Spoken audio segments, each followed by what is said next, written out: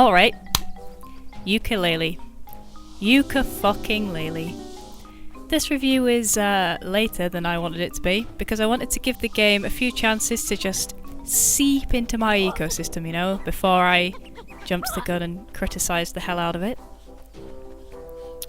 When I first heard that the buddy duo platformer was being revived by the very people that spearheaded my favourite era in video gaming, I metaphorically and perhaps quite literally lost my shit. I, like countless other dorky millennials, grew up hopping, sprinting and gliding my way through countless platforming adventures, but as the genre died and gave way to more exotic developments, see massively dynamic open world and online RPG games, the platforming era succumbed to a slow and painful death, until the rise of indie development in the late noughties, which kinda brought back platforming to its original prowess. However, a lot of the indie breakthroughs were only two-dimensional, retro-style platformers like Limbo, Super Meat Boy, Fairs. Fairs was technically 2.5D, whatever Philfish said, fuck off. Anyway, Yooka Laylee. The Playtonic team is led by the personalities that defined the Rare team back when Banjo-Kazooie came out, and boy does that shine through in Yooka Laylee. Their eccentric humour and awful British jokes are blazingly prominent through the dialogue, and visually this game is undeniably rareware. Yooka Laylee instantly pandered to my childishness. For the first time in a long time, I felt that youthful squee of getting a new platformer. The 3D platformer has become unforgivably nostalgic, and everything about this game visually threw me back to that original feeling of excitement, irrespective of whatever problems I was about to encounter game-wise. I was pretty prepared to enjoy Yooka Laylee like I would have before I started thinking about video games critically, I think. The game drops us straight into the hub world of our main antagonist, capital B. I get it. Funnily enough, just like the Banjo games did. And off we go on a quest to collect the pages of, from what I understand, a magic book that Laylee the Bat uses to launder money. I don't know.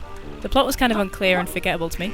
And throughout the game, Laylee is a bit of an annoying brat and pretty rude to everyone she encounters, while Yooka has all the personality of rice pudding shoved into a sock. My first couple of hours in Yooka Laylee were grand actually. While the tutorial felt unnecessarily long after I learned how to do everything in the toy box anyway, I understand why it was included, for people that didn't play the toy box. But then pray do tell why a game with such a spoon-fed intro then gives hardly any indication of what you are supposed to be doing at any given time. Whilst I enjoy the notion of wandering around and discovering things on your lonesome, there has to be some clear goal, or the whole experience becomes very draining very quickly. I discovered that each area can be expanded completely by accident, and there was no explanation of which of the many skills you might need for any given task. For example, Shovel Knight's appearance. I realised halfway up his platforming escapade that I needed to learn the spit attack in order to progress, so I toddled all the way down, collected enough quills to buy that skill, and went back up again, until again I encountered a target I couldn't physically hit with the movesets that were explained to me.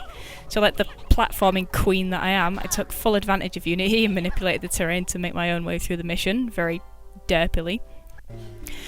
Only upon returning to the hub world, which I only did because I had to quit out due to a game-breaking bug where I got trapped in the fucking book in the middle of a respawn, I learned from a fucking pagey in a cagey that I can click the left stick in to aim up or down.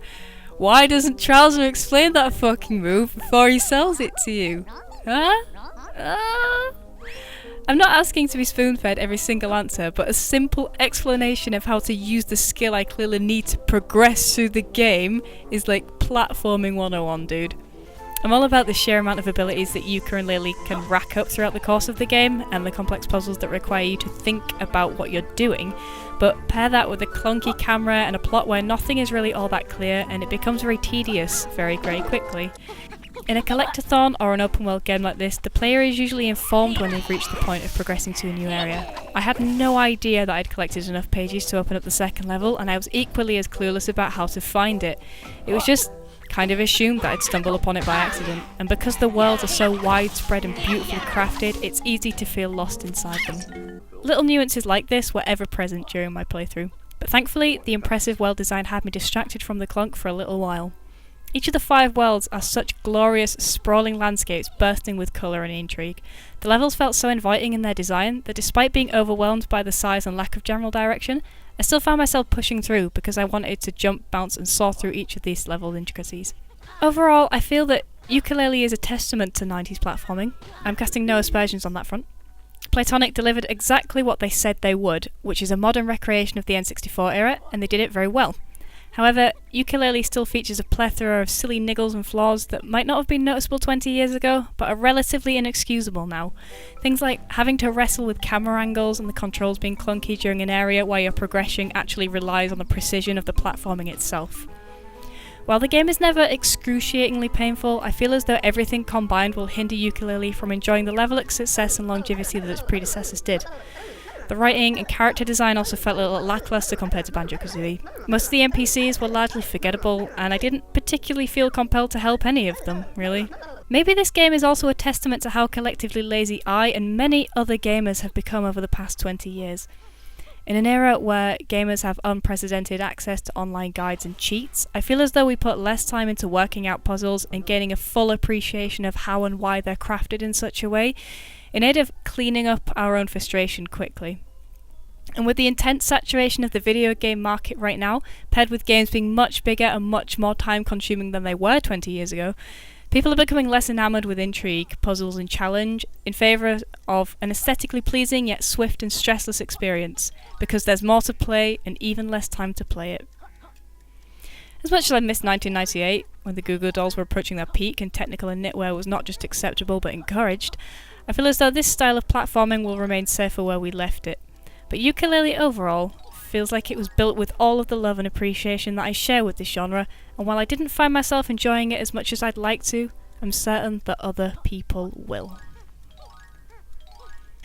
And there goes my absolute bollocks review of Yooka Laylee like you all asked for. If you did enjoy the video, please do give it a like, and feel free to subscribe if you want to see more of me rambling nonsensically about video games. But for now, peace, and I will see you in the next video.